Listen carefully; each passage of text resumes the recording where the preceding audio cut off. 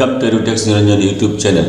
আজকের এই ভিডিওর আলোচ্য বিষয় চ্যালেঞ্জ ভোট। কোনো একজন ভোটার ভোট দিতে এলেন, ভোট দিতে আসার পর কোনো একজন পোলিং এজেন্ট ওই ভোটারের পরিচিতি নিয়ে চ্যালেঞ্জ করলেন, অর্থাৎ তিনি অভিযোগ করলেন বা চ্যালেঞ্জ করলেন যে তিনি সেই ভোটার নন।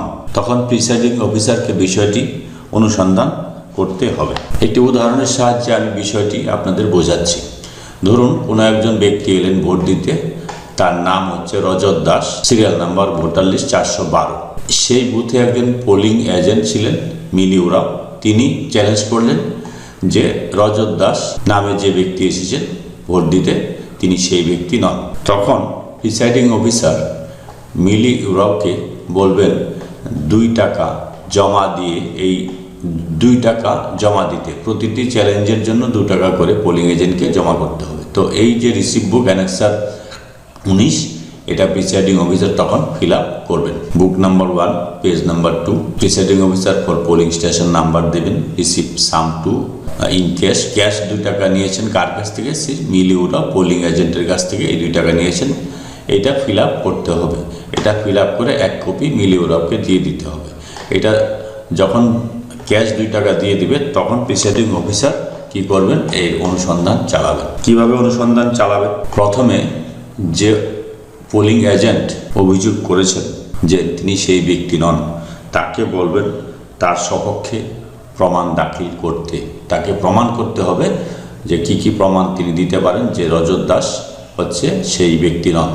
মিলি ওরাও যে সমস্ত প্রমাণ দিলেন রজত দাসের বিষয়ে, রজত দাসকে বলবেন সেই সমস্ত প্রমাণ খণ্ডন করার জন্য, বা রজত দাস যে প্রকৃত ভোটার সেই বিষয়ে তাকে প্রমাণ দেওয়ার জন্য বা প্রমাণ করার জন্য। ইতিমধ্যেই প্রিসাইডিং অফিসার চাইলে এই অনুসন্ধান বা তদন্ত চলাকালীন প্রিসাইডিং অফিসার কোনো আধিকারিক বা ভোটদাতা প্রতিবেশী বা অন্য কোনো ব্যক্তি যিনি এই ব্যাপারে জানেন তার কাছ থেকেও সাহায্য নিয়ে ঘটনার সত্যতা যাচাই করতে পারেন। এবার প্রিসাইডিং অফিসার অনুসন্ধান করে যখন দেখবেন যে এই অভিযোগের বা চ্যালেঞ্জের কোনো ভিত্তি নেই, সেই ক্ষেত্রে চ্যালেঞ্জ হওয়া ওই ব্যক্তিকে ভোটদানের অনুমতি দেবেন, এবং ভোটদানের অনুমতি দিলে পরে পোলিং এজেন্ট যে 2 টাকা দিয়েছিলেন সেটা ফরফিট হয়ে যাবে, সেটা গভর্নমেন্টের খাতায় জমা পড়ে যাবে। আর যদি মনে করেন চ্যালেঞ্জটি প্রতিষ্ঠিত হয়েছে, অর্থাৎ পোলিং এজেন্টের কথাই সঠিক, তিনি জাল ভোটার হিসেবে প্রতিপন্ন হয়েছে, সেই ক্ষেত্রে উক্ত ব্যক্তিকে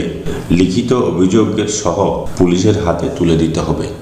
এবার রজত দাসকে আপনি আগেই বলবেন যে আপনি যে দাবি করছেন রজত দাস হিসাবে, আপনি যদি প্রমাণ করতে না পারেন তাহলে আপনাকে কিন্তু পুলিশের হাতে তুলে দেওয়া হবে। সেক্ষেত্রে আপনার 1 বছরের জেল ও জরিমানা অথবা উভয়ই হতে পারে। এটা কিন্তু বলে রজত দাসকে একটু আইনের বিষয়টা বলে দেবেন, তাতে কিন্তু সে যদি জাল ভোটার হয় তাহলে আগেই কিন্তু সরে পড়বে, তাহলে আপনার এই তদন্ত আর চালাতে হবে না। এবার এই ফর্মটা কি করে ফিল আপ করবেন? 3টি ফর্ম ফিল আপ করতে হবে চ্যালেঞ্জ ভোটের ক্ষেত্রে। একটা হচ্ছে ফর্ম 14, তারপর নেম অফ ইলেক্টর, এখানে Rajat Das, part number 202, serial number of voter list হচ্ছে 412।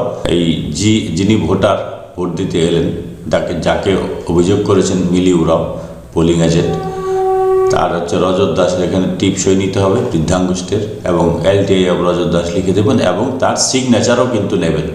যদি তিনি এখানে টিপসই বা সিগনেচার দিতে অস্বীকার করে তাহলে তাকে ভোট দান থেকে বিরত রাখবেন, ভোট দিতে দিবেন না। এবার address of the challenged person as per epic থেকে তার অ্যাড্রেসটা লিখবেন। এবার এই রজত দাসকে প্রমাণ করতে গিয়ে তিনি যে রজত দাস বা তিনি রজত দাস নন সেটার কোনো সাক্ষী যদি কেউ দিয়ে থাকে, নেম অফ আইডেন্টিফায়ার, শনাক্তকরণকারীর নামটা এখানে এনি আদার পার্সনের জায়গায় লিখতে হবে। নেম অফ চ্যালেঞ্জার, যিনি চ্যালেঞ্জ করেছেন, কে চ্যালেঞ্জ করেছেন? মিলি ওরাও পোলিং এজেন্ট চ্যালেঞ্জ করেছেন, এখানে তার নামটা লিখতে হবে।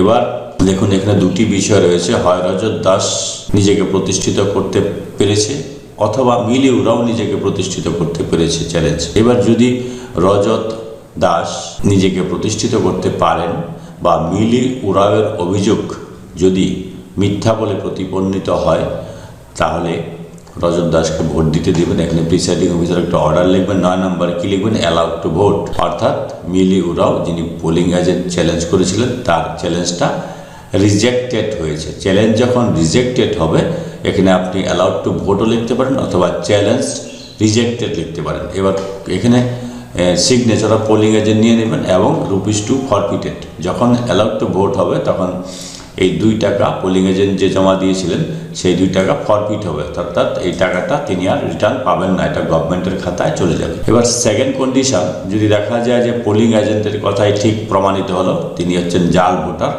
সেই ক্ষেত্রে প্রিসাইডিং অফিসার অর্ডারে লিখবেন নট অ্যালাউড টু ভোট অথবা challenge accepted. Allowed to vote অথবা চ্যালেঞ্জ রিজেক্টেড লিখতে পারেন, এখানে নট অ্যালাউড টু ভোট অথবা চ্যালেঞ্জ অ্যাকসেপ্টেড লিখতে পারেন, সেক্ষেত্রে ₹2 রিফান্ডেড। তখন সেক্ষেত্রে যে পোলিং এজেন্টের মানে চ্যালেঞ্জটা যখন অ্যাকসেপ্ট হবে, অ্যাকসেপ্ট হওয়া মানে ইনি জাল ভোটার, সেই ক্ষেত্রে নট অ্যালাউড টু ভোট হবে এবং 2 টাকা কিন্তু পোলিং এজেন্টকে ফেরত দিয়ে দেবেন।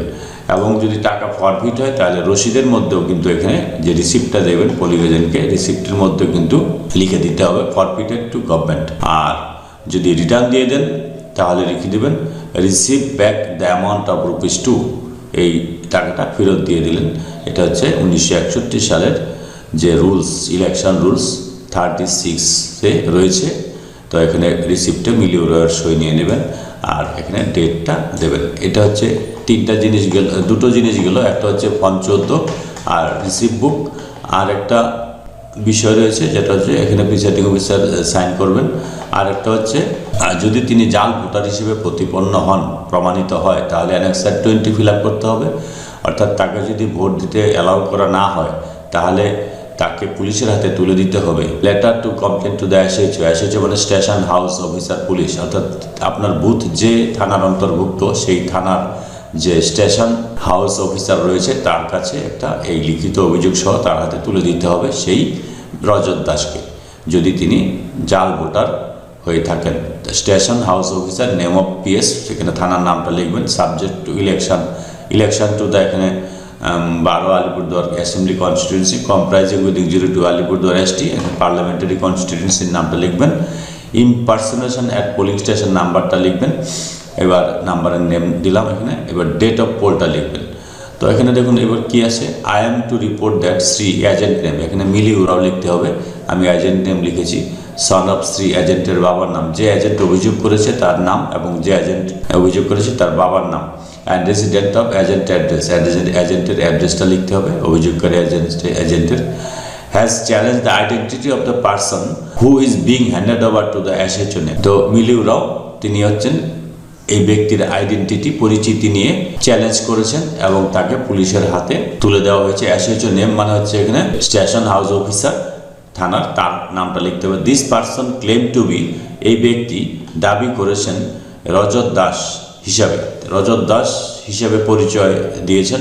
Whose name appears at serial number 412, যার নাম হচ্ছে সিরিয়াল নাম্বার 412-তে আছে ইন পার্ট 202। এটা কিন্তু ওই ফর্মে কিন্তু রয়েছে, দেখুন এই প্রথম ফর্মটাতে সিরিয়াল নাম্বার, পার্ট নাম্বার এগুলো কিন্তু রয়েছে। এই যে এখান থেকে লিখবেন, এই যে পার্ট নাম্বার আর সিরিয়াল নাম্বার এখানে রয়েছে, এখান থেকে আপনারা লিখতে পারবেন। Serial number part number 202 of the electoral roll of 02 APD constituency. He could not prove himself to be this elector, তিনি নিজেকে প্রমাণ করতে পারেননি ভোটার হিসেবে। ইন মাই অপিনিয়ন, আমার মতে হি ইজ অ্যান ইম্পোস্টার, তিনি একজন জাল ভোটার বা প্রতারক। I am to request you to take necessary action as required under section 171F of the Indian Penal Code। আমি আপনাকে অনুরোধ করছি ভারতীয় দণ্ডবিধির 171F ধারায় তার বিরুদ্ধে প্রয়োজনীয় ব্যবস্থা নেওয়ার জন্য। 171F ধারাটা কি?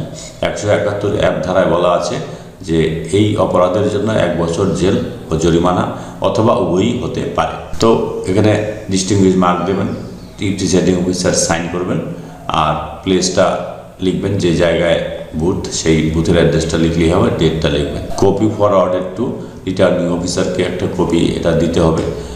12 আলিপুরদুয়ার কনস্টিটিউয়েন্সি, এটা the above letter and person referred to there in handed over to me at 1টা PM, অর্থাৎ এই ব্যক্তিকে 1টার সময় আপনি হ্যান্ড ওভার করেছেন পুলিশের কাছে।